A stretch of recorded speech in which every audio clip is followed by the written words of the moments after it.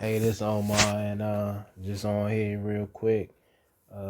Just a quick recap of the Thursday game, and it was supposed to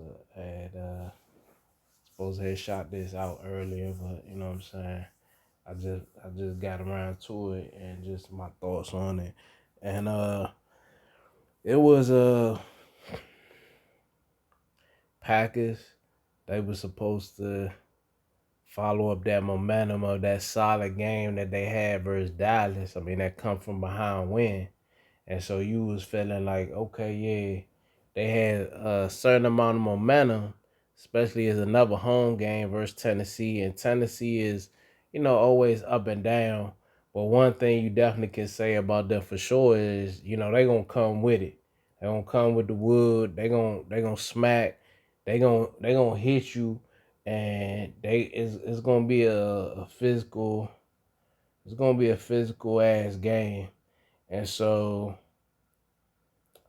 it was weird as far as when you look at the big statistics, because normally that kind of can give you an example of like who won the game straight up.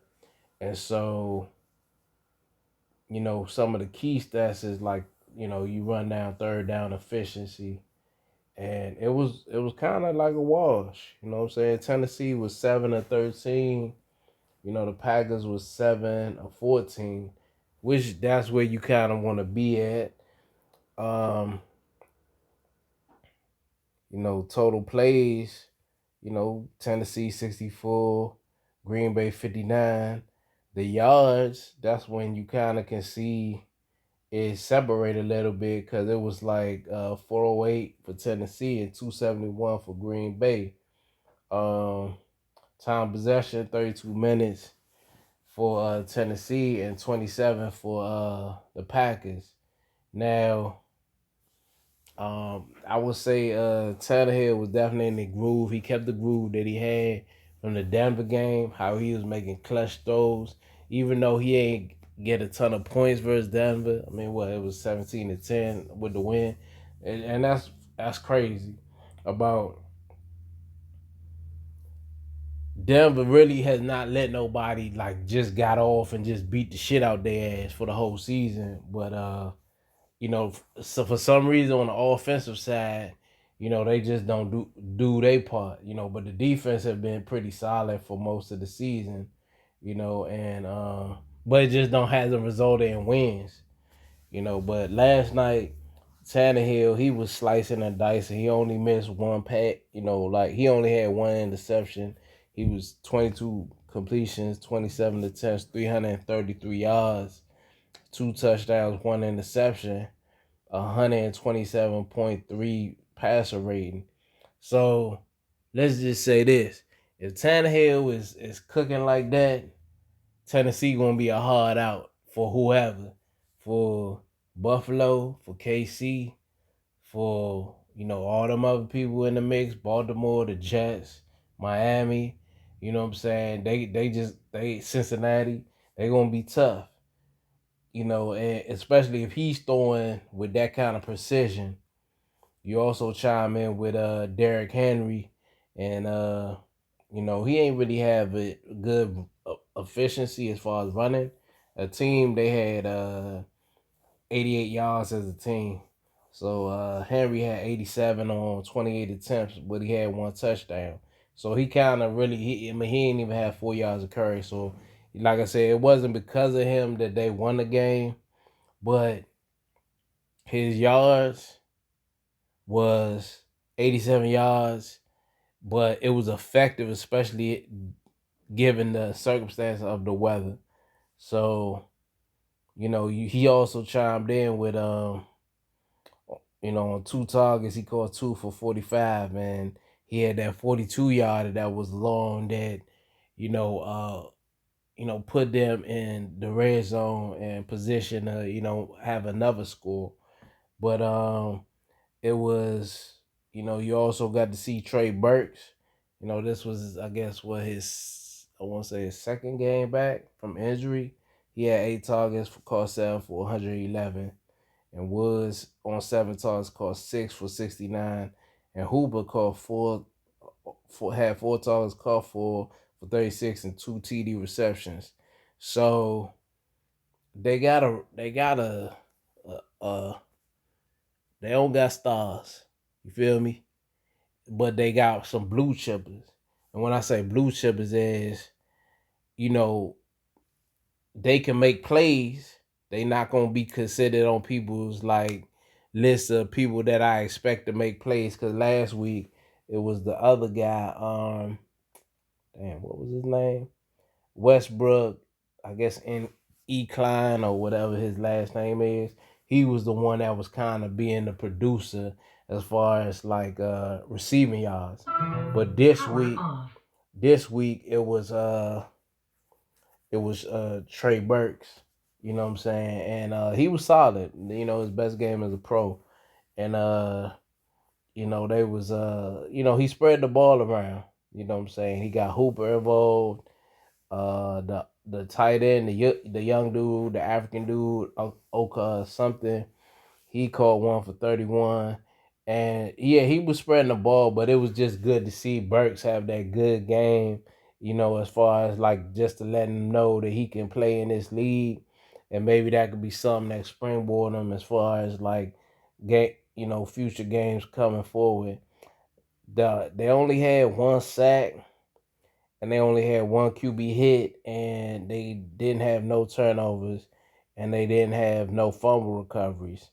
So it was just a matter of them. They was just doing their thing. Being solid. Yeah, that's what I could say. Yeah, maybe not. You ain't gonna see it as far as the stats, because it was kind of like that versus KC. Couple of 2 weekends ago, where they had Malik Willis start, and in the second half they didn't even get any first downs, and they were still able to take KC to overtime. You feel me? So they well coached. That people hopefully will start giving variable more props as far as like um you know better coaches in the league, and he's definitely one. He always have his boys ready to play every week. And so, it's probably gonna be another division title that they possibly is gonna get, unless what Jacksonville does something miraculous. But I think Tennessee kind of got it locked as far as winning that division, unless if Tannehill or Henry go down, you know what I'm saying, that might be major. I mean, last year Henry went down, they were still able to be the number one seed.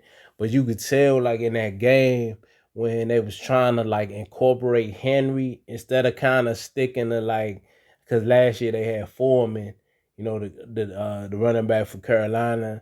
And so he was kind of like, more instrumental as far as like keeping that offensive flow as far as their running attack. But hold on, I lost my train of thought.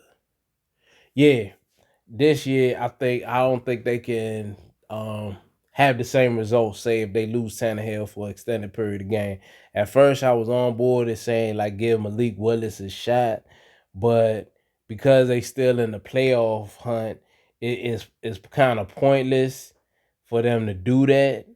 And so Tannehill is still a better option as far as you know, them getting the wins in order to just make it as far as the top 17s to make it to the playoffs and then just see what happens.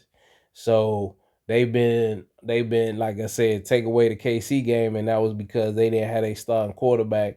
But they can't kind of been having a solid October into November. They've been getting their sea legs in.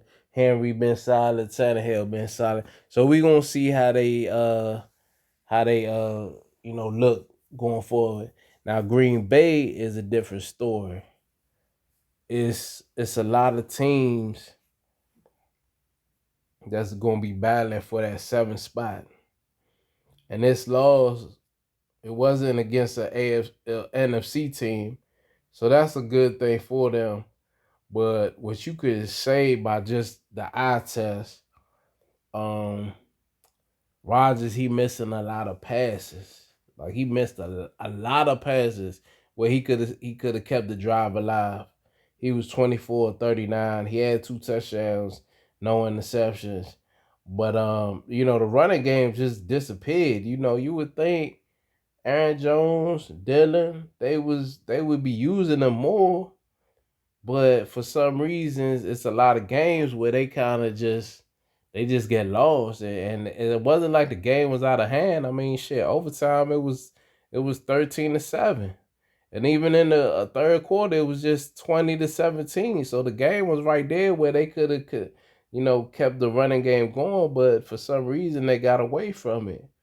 Now, Cobb came back from injury. He had 6 receptions, 73 yards on 6 targets. Lazard, he had 11 targets. He caught 5 for 57. Watson, he had 6 targets. He caught 4 for 48 and 2 touchdowns. And so I didn't even know that until I watched the game, and they was mentioning it that Tunyon, he leads them in receptions, even though he don't be having monster games. Uh, he's piled up a bunch of receptions and whatnot. But you look at the defense. They had 3 sacks. Preston Smith had a sack and a half. And then Walker had a half a sack and Bonds had a sack. QB hits, they had 5. And they also had an interception.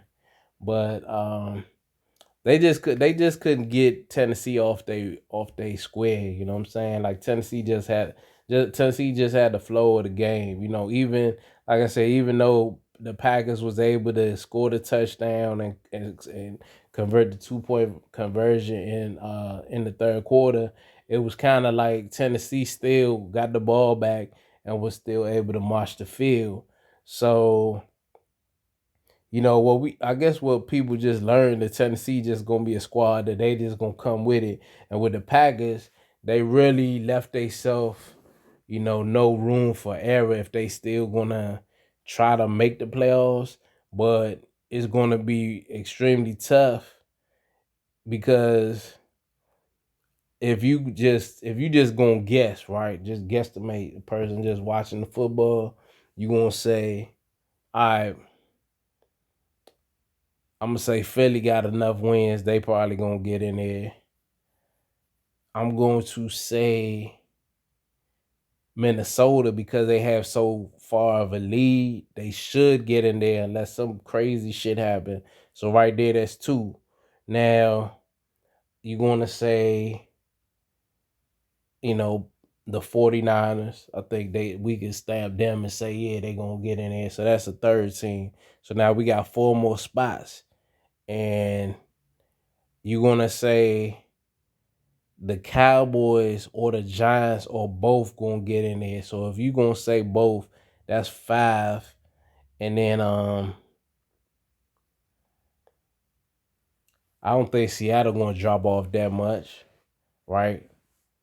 So if you gonna say Seattle get there, then that's Tampa Bay. So then, you know what I'm saying? Green Bay ain't gonna be able to make it. You feel me? Green Bay gonna have to get now they do got a couple of tiebreakers. They got a tiebreaker over Tampa Bay and stuff like that. But and then they got a tiebreaker over Dallas. But they gonna have to go on a serious run, like a serious run. And unless they could have a consistent run game like they did on Sunday versus the Cowboys defense, where you know that is something that they you know cons- you know consistently force week in and week out, you just don't see that happening.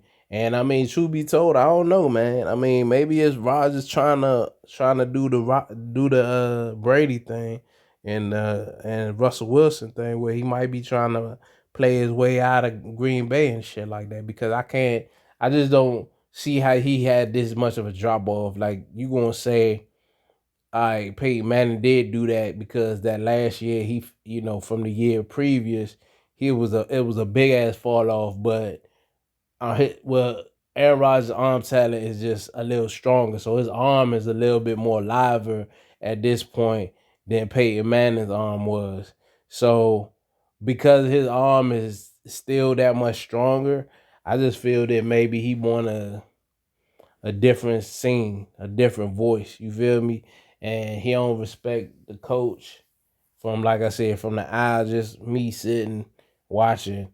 It just seemed like maybe he need a different type of coach or a different type of structure that'll kind of maybe reinvigorate him and whatnot. Cause I don't think he, I don't think he done dropped off just like that. So that's my quick thoughts on what happened transpired last night. All right, thanks for listening.